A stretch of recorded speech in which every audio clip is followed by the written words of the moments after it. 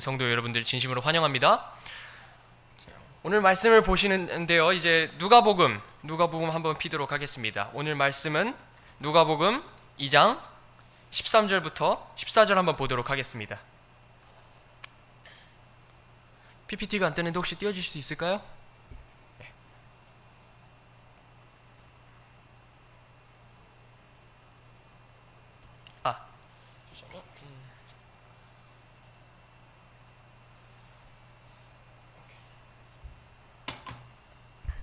오늘 보실 말씀은 누가복음 2장.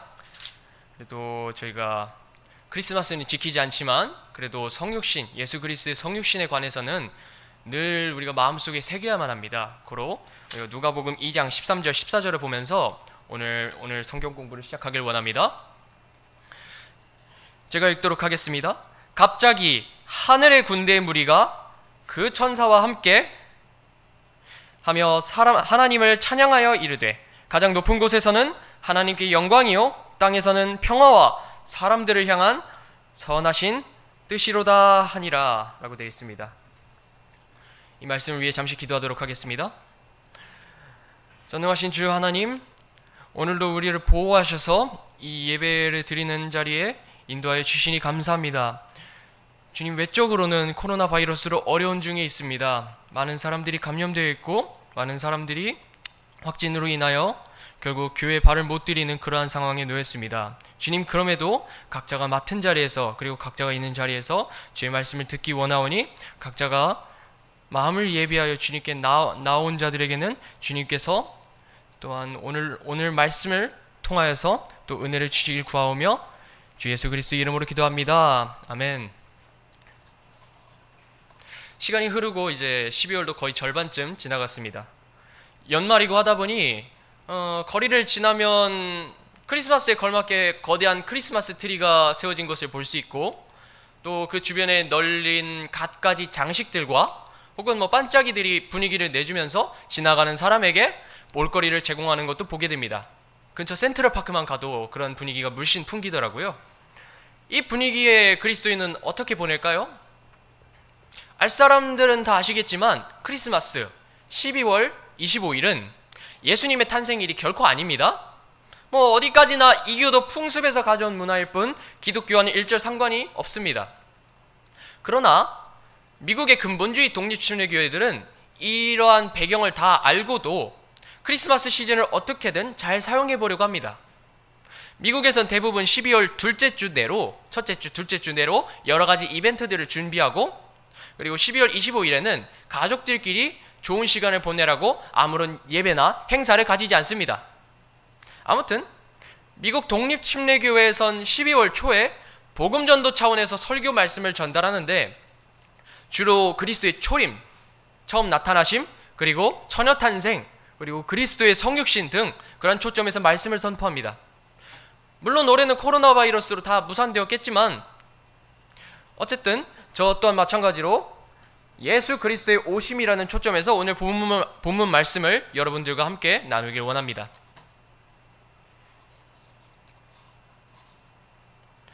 누가복음 2장의 처음 부분은 이제 1절부터 7절이죠. 이제 그 처음 부분은 예수 그리스도께서 탄생할 때에 있었던 일들을 다룹니다. 카이사르 아우구스투스가 칙령을 내려서 모든 사람들이 조세 등록을 위해 고향으로 내려가고 돌아갔어야만 했습니다. 그래서 요셉은 만삭이었던 마리아를 데리고 베들레헴으로 갔죠. 근데 조세 등록을 위해 모여든 사람들 때문에 여관에서 방 하나 제대로 구하지도 못했고 결국 마리아는 마구간에서 아이를 낳고 그 맏아들을 포대기에 싸서 그 위에 뉘었습니다. 이것이 우리가 잘 알고 있는 아기 예수님의 탄생 이야기죠. 아이를 낳는 것은 대단히 기쁜 일입니다. 탄생은 정말 기쁜 일이지만 아기 예수님이 누워서 잠을 잤던 그런 곳과 그 구유죠. 그리고 그 공간은 누가 봐도 초라하기 짝이 없었습니다. 그렇다 보니 어느 누구 하나 이 초라한 곳에서 간신히 머물고 있는 이 세 사람을 반갑다고 찾아올 것 같지는 않았습니다. 그러나 성령님을 통해 마리아의 몸에서 난 이 아기 예수님의 탄생을 하나님께서는 그저 지켜보고만 계시지는 않았습니다. 하나님께서는 가장 귀중한 아이의 생일 축하를 위해서 초대장과 손님들을 준비하셨습니다. 2장 8절부터가 이제 누가복음 2장 8절부터가 바로 그 내용에 해당합니다. 저희가 그 본문을 보기 원합니다. 누가복음 2장 8절부터 9절까지 이렇게 기록되어 있습니다. 바로 그 지역에서 목자들이 들에 거하며 밤에 자기 양떼를 지키더라. 보라, 주의 천사가 그들에게 임하고 주의 영광이 그들 주위를 두루 비추매 그들이 심히 두려워하더라 라고 되어 있습니다. 8절부터 9절이 그런 내용이죠. 여기서 한번 9절 주목해 볼까요?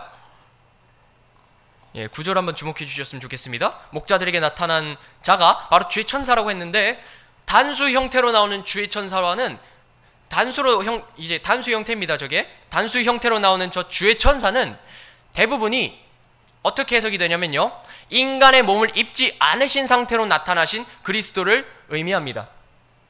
인간의 몸을 입지 않고 그 상태로 나타나신 그리스도를 의미합니다. 아마 일반 교회에서는 이 사건을 자세하게 다루려고 하지 않는 경향이 있어서 저도 처음에는 이 장면이 그냥 천사가 목자에게 메시지 전하는구나 하고 생각했었습니다. 근데 그것이 아니었어요. 아기 예수님은 구유에서 고이 주무시고 계시는데 그 그리스도께서 동시에 인간의 몸을 입지 않으신 상태로 또 목자들에게 나타나신 것입니다. 아기의 몸을 갖고 존재하심과 동시에 또한 하늘에서 목자들에게도 주의 영광 가운데 나타나신 것입니다. 하나님께서는 어디에든 동시다발적으로 존재하실 수 있으셔서 사람으로서 할 수 없는 놀라운 일을 하실 수 있었습니다. 이것을 우리는 그리스도의 편재하심이라고도 얘기합니다. 어쨌든 이 주의 천사가 주의 영광을 드러내고서 목자들을 향해서 무엇을 했을까요? 이 주의 천사가 바로 그 자신의 생일 잔치 초대 메시지를 목자들에게 전달했습니다. 10절부터 12절까지가 그 초대 메시지인데 우리 한번 읽어보도록 하겠습니다. 10절부터 12절까지 한 목소리 읽겠습니다. 시작. 천사가 그들에게 이르되 두려워하지 말라. 보라, 내가 온 백성에게 미칠 큰 기쁨의 좋은 소식을 너희에게 가져왔노라. 이날 다윗의 도시에 너희를 위해 구원자 곧 그리스도 주께서 태어나셨느니라. 이것이 너희에게 표적이 되리니 곧 너희가 포대기에 쌓여 구유에 누인 아기를 보리라 하매 라고 되어 있죠. 아기 예수님의 탄생을 알리는 이 초대 메시지는 예사롭지 않았습니다. 이 초대 메시지는 성경에 있는 그대로 말하자면 온 백성에게 미칠 큰 기쁨의 좋은 소식이었습니다. 유대인들은 미가가 대언했던 말씀 그대로 구원자 곧 그리스도께서 다윗의 도시인 베들레헴에서 태어날 것을 알고 있었고 그곳에서 태어나셔서 나타나실 그리스도를 기다리고 있었습니다. 그러니 유대인들에게는 그 소식이 당연히 자기들에게 미칠 좋은 소식이다 하고 자연스럽게 받아들였겠죠. 그게 당연했습니다. 유대인들에게는 당연한 소식이고 당연히 바라는 기쁜 소식이었어요. 그러나 이 구원자의 탄생 소식은 단순히 유대인들만 위해서 주어진 기쁜 소식이 아니었습니다. 주의 천사는 이 기쁨을 누릴 대상이 온 백성이라고 똑똑히 전하셨는데, 이로써 주님께서는 자신이 구원자로서 유대인과 이방인 모두를 구원하시겠다는 그 은혜를 목자들에게 보여주셨습니다. 이런 맥락에서 볼 때 우리 그리스도인들이 예수 그리스도께서 육체를 입고 오셨다는 사실을 매순간 기뻐할 수 있고 즐거워할 수 있는 이유는 구원자께서 이 땅에 오셔서 이루신 일들로 인해 우리가 구원받을 수 있는 길을 향해 나아갈 수 있게 되었고 믿음을 통해서 그 구원의 은혜를 누리게 되었기 때문입니다. 이것이 우리가 기뻐할 수 있는 이유입니다. 그렇게 우리는 그리스도의 성육신과 그리스도의 탄생을 하나님의 크신 은혜의 증거로 기억해야만 합니다. 그렇죠? 주의 천사가 전한 이 그리스도의 탄생은 예언적인 면에서 그리고 구원론적인 면에서 큰 은혜를 공표하는 특징을 가지고 있지만 사람들이 행하는 이 생일 초대 방식과는 좀 뚜렷하게 구분되는 특징 또한 갖고 있습니다. 흔히 사람들은 자기 생일을 기념하기 위해서 다른 사람에게 찾아가가지고 어떻게 얘기합니까? 언제가 내 생일인데 혹시 그때 좀 와줄 수 있겠니? 라고 질문하는 형식으로 이제 물어보죠. 친구한테 너 올 수 있니? 갈 수 있니? 한번 올래 말래 뭐 이런 식으로 얘기하죠. 근데 이와는 다르게 하나님께서는 수신자인 목자들에게 아예 선택지도 안 주세요. 선택지도 안 주신 채로 곧 너희가 포대기에 쌓여 구유에 누인 아기를 보리라 그냥 어떻게 하세요? 통보하십니다. 선택지 안 주시고요, 와 통보하십니다. 갈래 안 갈래가 아니라 너희는 가서 보게 될 거라고 단언합니다. 그렇게 하나님께서는 아기 예수님의 생일을 축하해 줄 손님들을 뚝딱 하고 준비하셨습니다. 목자들은 주의 영광이 비춤으로 인해 두려워하다가 갑작스레 이 기쁜 소식을 증명해주는 표적을 직접 보게 될 손님으로 지정되어 버렸습니다. 그리스도 곧 주님께서 태어나셨다는 이 소식이 전달되고 난 후 갑자기 홀로 있던 주의 천사의 주위로 천사들이 모여들기 시작합니다. 설교 직전 왜 특송 준비하는 사람들 있지 않습니까? 특송을 준비하는 사람들이 합주와 합창을 위해 대열을 갖추듯이 천사들도 함께 모여서 각자의 위치에서 조화를 이루며 노래하기 시작했습니다. 그 구절이 아까 읽었던 구절이죠. 13절, 14절 한번 보도록 하겠습니다. 이렇게 기록되어 있죠. 갑자기 하늘의 군대 무리가 그 천사와 함께하며 하나님을 찬양하여 이르되 가장 높은 곳에서는 하나님께 영광이요 땅에서는 평화와 사람들을 향한 선하신 뜻이로다 하니라 라고 되어 있죠. 하늘의 군대의 무리라고 했으니 가히 셀 수 없이 많은 천상의 존재들이 기쁜 소식을 선포한 주의 천사와 함께 모였다는 사실을 알 수 있습니다. 시편 148편 2절에서 보면요, 그분의 모든 천사들아 너희는 그분을 찬양하라, 그분의 모든 군대들아 너희는 그분을 찬양할지어다 라고 기록하고 있는데, 이 말씀에 있는 그대로 밤하늘을 덮을 정도로 많은 천사들과 하늘의 군대들이 하나님께 합당한 영광을 돌리고자 주 하나님을 찬양하기 시작했습니다. 그리스도 우리의 구원자의 탄생의 사건을 두고 천사들이 하나님께 영광을 돌릴 때 부른 노래를 여러분들이 직접 읽고 계시는데, 여기서 문제가 하나 생깁니다. 이전에 개역 한글판 그리고 개역 개정판을 익숙하게 쓰신 사람들이라면, 그리고 지금도 개역 한글판, 개역 개정판을 익숙하게 사용하고 계시는 사람들이라면 무언가 이상하다는 것을 느낄 수 있을 것입니다. 이 개역 성경과 대다수의 현대 번역본들은 사본상의 이유로 이 노래 가사를 아주 바꿔버렸습니다.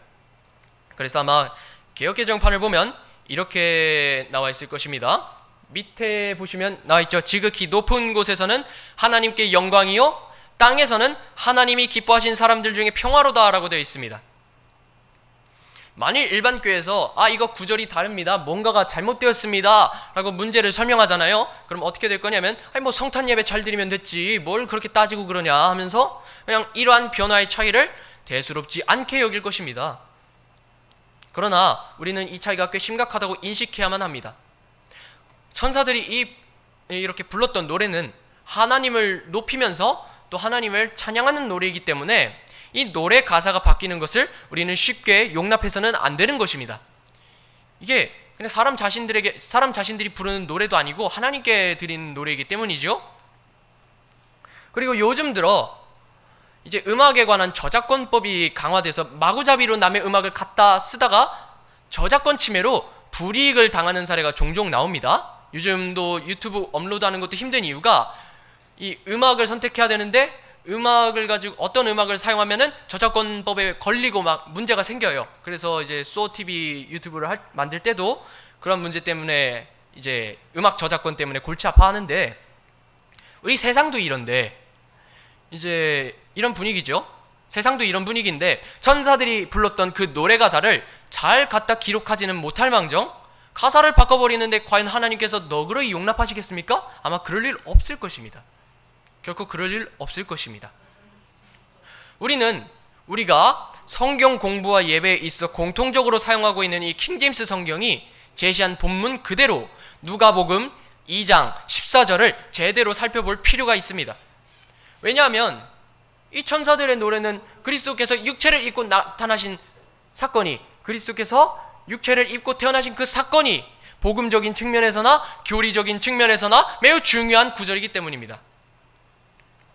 킹제임스 성경으로 이 구절을 읽어야 천사들의 노래가 가진 의도와 예수 그리스도의 성육신의 깊은 뜻 모두를 바르게 알아갈 수 있습니다. 이제부터 누가복음 2장 14절을 메인으로 해서 분석을 해보도록 하겠습니다. 누가복음 2장 14절 한번 한 목소리를 읽어볼까요? 누가복음 2장 14절입니다. 한 목소리를 읽겠습니다. 시작. 가장 높은 곳에서는 하나님께 영광이요 땅에서는 평화와 사람들을 향한 선하신 뜻이로다 하니라 라고 되어 있습니다. 14절 표를 통해서 장소와 대상과 그 대상이 받게 되는 것으로 구분해 놓는다면 이렇게 두 갈래로 구분할 수 있습니다. 하나는 하나님께서 받으실 것, 사람들이, 그리고 두 번째는 사람들이 받게 될 것으로 말입니다. 천사들이 하늘을 둘러싼 채로 모여서 불렀던 노래는 그리스도께서 육체를 입고 유대 땅 베들레헴에서 태어나신 그 사건을 두 가지 측면에서 바라봅니다. 첫 번째 볼까요? 가장 높은 곳에서는 하나님께 영광이요, 이 부분을 보도록 하겠습니다. 천사들의 노래는 그리스도의 성육신 사건을 통해 하나님께서 영광 받으셔야 마땅하다는 사실을 먼저 표출합니다. 하나님은 어떤 분이십니까? 우리가 지금 읽고 있는 본문 말씀에 따르면 하나님께서는 이전에 대언자들을 통해 주셨던 예언들을 매우 적절한 때에 정확하게 성취하시고 또한 제때 표적을 보여주시는 분이십니다. 그분께서 그리스도의 탄생에 관하여 대언자들에게 전달하셨던 예언들은 지금 여러분 보시는 구절처럼 다음과 같았습니다. 다 주의 탄생에 관련된 구절이죠. 이사야서 7장 14절은 이렇게 얘기합니다. 그러므로 주께서 친히 한 표적을 너희에게 주시리라. 아까도 천사가 표적을 얘기했죠. 보라, 처녀가 수태하여 아들을 낳고 그의 이름을 임마누엘이라 하리라 라고 되어 있습니다. 그리고 베들레헴에서 나게 될 거라고 얘기했죠. 미가서 5장 2절이 얘기하죠. 그러나 너 베들레헴 에브라다야, 네가 유다의 수천 가운데서 작을지라도 이스라엘에서 치리자가 될 자가 내게로 나오리라. 그의 나아감은 옛적부터 있었으며 영원부터 있었느니라. 이 같은 대언의 말씀을 성취하심에 있을 기쁜 일들로 인해서 천사들은 가장 높은 곳, 즉 셋째 하늘에 계신 하나님께 노래로 영광을 돌렸습니다. 또한 복음서의 이야기의 흐름을 따라가다 보면 하나님께서는 단순히 천사들에게 영광 받으시는 것으로 끝나지 않고 자신이 보내신 독생자 곧 예수님을 통해서 합당한 영광을 받으셨습니다. 그래서 요한복음 17장 4절에서 예수님께서 이렇게 기도하셨습니다.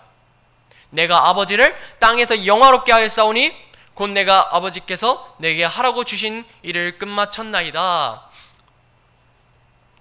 우리는 예수님께서 아버지 하나님께 드렸던 기도를 통해 알 수 있듯이 하나님께서는 예수 그리스도를 인간의 몸을 입고 태어나시게 하신 목적이 자신이 보내신 독생자를 통해서 영광받고자 함이라는 것을 알 수 있었습니다. 또한 예수 그리스도께서 이 땅에 오셔서 이루신 일들로 인해 그분의 은혜와 긍휼 안에서 살아가는 우리 신약성도들 또한 하나님께 영광을 돌리게 되기를 원하셨습니다. 베드로전서 4장 11절이 이렇게 기록되어 있죠. 누구든지 말하려거든 하나님의 말씀들을 말하는 것 같이 하고 누구든지 섬기려거든 하나님께서 주시는 능력으로 하는 것 같이 그 일을 하라. 이것은 모든 일에서 예수 그리스도를 통해 하나님께서 영광을 받게 하려 함이니 그분께 찬양과 통치가 영원무궁토록 있기를 원하노라. 아멘. 이라고 합니다.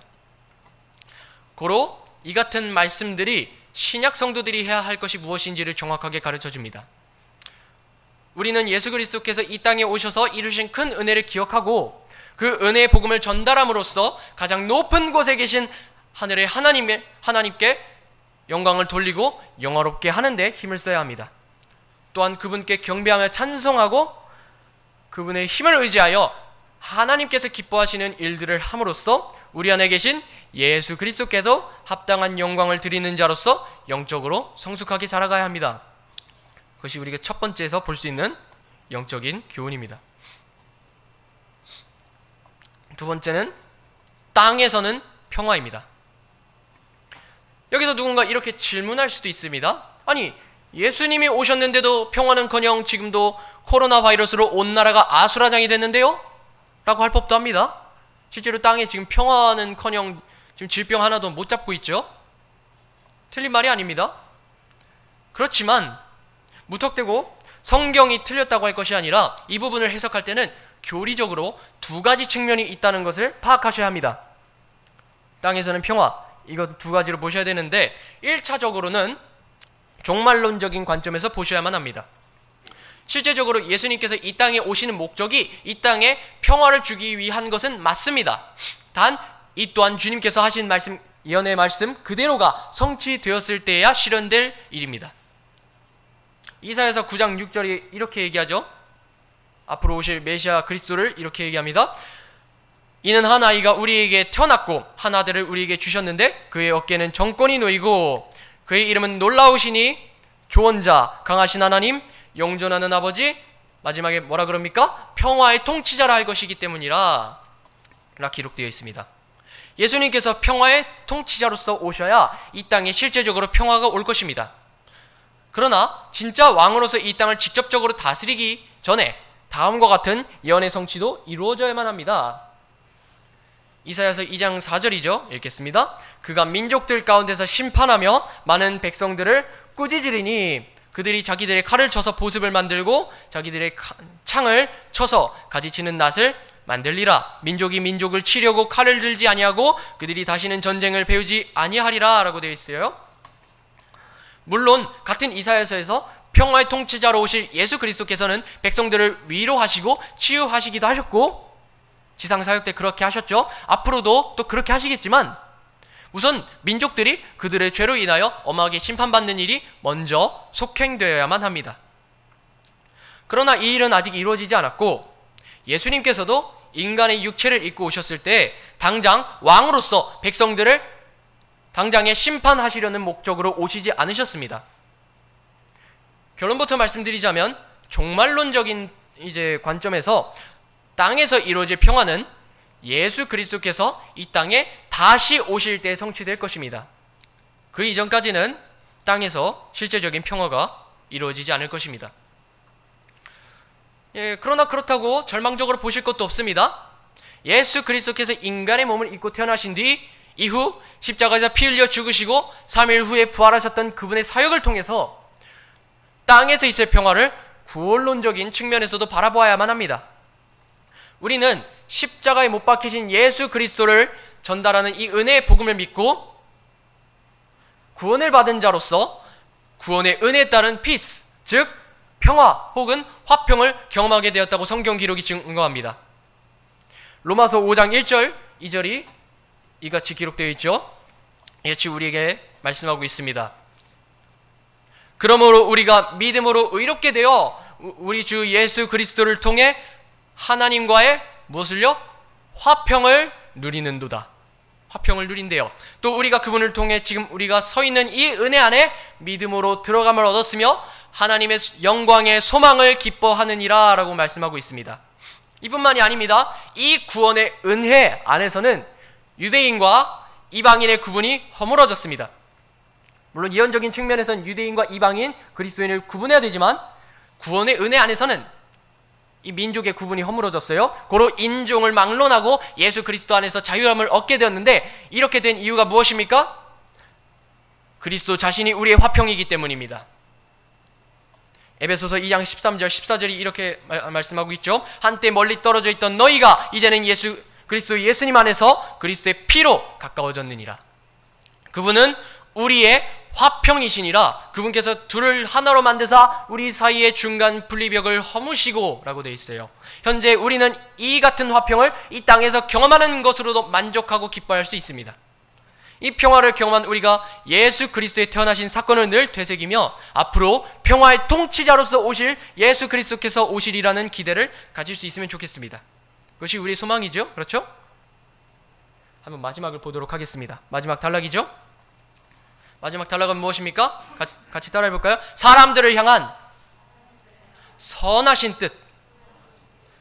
마지막은 바로 사람들을 향한 선하신 뜻입니다. 이제 개역 개정판으로 보게 되면 하나님이 기뻐하신 사람들 중에 평화로다라고 되어 있는데 이제 한국 교회에서 이제 성탄절만 되면 이제 자주 인용하고 그러죠.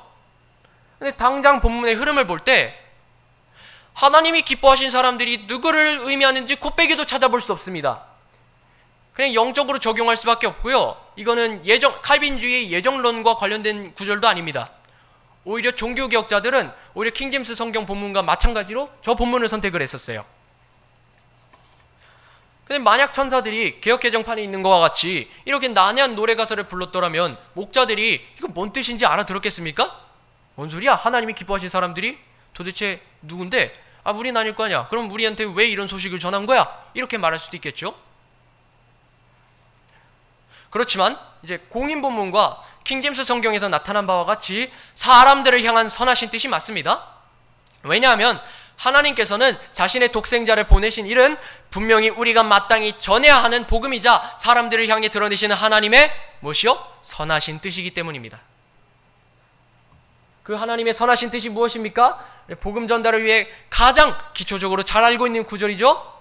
이것이 하나님의 선하신 뜻입니다. 같이 한번 읽어볼까요? 시작! 하나님께서 세상을 이처럼 사랑하사 자신의 독생자를 주셨으니 이것은 누구든지 그를 믿는 자는 멸망하지 않고 영존하는 생명을 얻게 하려 하심이라. 이것이 그렇죠. 하나님께서 자신의 독생자를 주셔서 사람들이 그분을 믿고 구원을 받는 것, 이것은 꾸며서 말할 것도 없습니다. 하나님께서 직접 우리에게 제시하신 값을 헤아릴 수 없는 긍휼이자 최상의 은혜입니다. 예수 그리스도께서 이 땅에 오심으로써 누구도 제한받지 않는 구원의 길이 열렸습니다. 지금도 제한된 사람들만이 아닌 모든 사람들을 향하여 이 선하신 뜻에 응하도록 촉구하십니다. 바울 또한 이렇게 얘기하죠. 그분은 이제 모든 사람이 구원을 받고 진리를 아는 데 이르기를 원하시느니라라고 했는데, 신약 성도인 우리들이 이 예수 그리스도께서 이 땅에 오신 이유가 사람들을 향한 하나님의 선하신 뜻이라는 것을 어떻게든 잘 전달해야 한다는 그 부담을 갖게 합니다. 이렇게 베들레헴에서 나셔서 구유에 누인 아기를 통해 하나님께서 미리 계획하셔서 실행하실 일들이 천사들의 노래에서 이렇게 흘러져 나왔습니다. 그만큼 누가복음 2장 14절을 바른 본문으로 잘 알아두어야 합니다. 단순히 그리스도의 탄생을 기뻐하자 이 얄팍한 슬로건으로 만족할 것이 아니라 그냥 기쁘다 구주 오셨네. 아마 차량을 타고 오시면서 이제 동탄교회 협의회, 이제 동탄교회 연합회에서 이제 길 가면 이렇게 팜플렛 있잖아요. 그 정도 기쁘다 구주 오셨네 이런 정도로 우리가 기뻐할 것이 아닙니다. 그 이상의 목적으로, 그 이상으로 나타나는 그 하나님의 선하신 뜻으로 인해 기뻐해야 마땅합니다. 다시 말해 하나님께서 자신의 독생자를 이 땅에 보내신 그 선한 의도에 나타난 크신 주의 계획을 다시금 마음에 새긴 채로 구원자로 오신 주 예수님을 묵상하고 앞으로 다시 오실 주 예수 그리스도를 소망해야 할 것입니다. 마치겠습니다. 이제 정리를 하도록 할 텐데요. 이 이후에 어떻게 되었을까요? 이 노래가 흐른 뒤에 15절은 다음과 같이 말합니다. 천사들이 그들을 떠나 하늘로 올라가니 목자들이 서로 이르되 이제 우리가 베들레헴까지 가서 주께서 우리에게 알려주신 일 곧 일어난 이 일을 보자 하고, 이들은 주의 천사를 통해 들은 소식을 주께서 알려주신 일로 고백합니다. 육체의 몸을 입지 않으시고 나타나셔서 말씀을 전하신 그리스도께서는 이제 가냘픈 육체를 입은 그 아기로서 구유에 누인 채로 목자들이 찾아오기를 기다려야만 했습니다. 이전까지 듣지 못했던 대언의 말씀 성취를 들은 목자들은 결국 구유에 누워 계신 예수님을 찾게 됐고 그분을 보고는 기뻐하며 주님께 영광을 돌립니다. 그 후 방방곳곳에 가서 자기들이 들은 그 기쁜 소식을 전달합니다. 이것이 20절까지의 내용입니다. 누가복음 2장 15절 그리고 20절까지의 내용입니다. 이 압박의 순간에서 이제 우리는 그 선하신 뜻으로 인해 감사하고 있습니까? 그 하나님의 선하신 뜻으로 인해 기쁨을 누리고 있습니까? 이제 3단계가 이제 들어갈까 말까는 이 나날이 힘든 순간이 오겠지만 2000년이 지나가도 유효한 이 진리가 예수 그리스도께서 이 땅에 오셔서 탄생하셨다라는 이 기쁜 소식이자 이 기쁜 진리가 여러분들에게 기쁨이 되고 위로가 되길 원합니다. 오늘 듣게 된 이 복음으로 인하여 우리가 이 어려움을 이길 힘을 얻고 또 기운을 차리고 다시 일어설 수 있도록 각자 계신 곳에서 또 온라인으로 지금 이 예배를 듣고 계신 분들은 각자 계신 곳에서 기도하시면 좋겠고 또 이 자리에 오신 여러분들께서도 주님께서 이 기쁜 소식으로 우리가 다시 위로를 얻기 원합니다. 주님, 이 기쁜 소식으로 인하여 우리에게 힘을 주세요 라고 기도하시면서 오늘 오전 예배를 준비하도록 하겠습니다.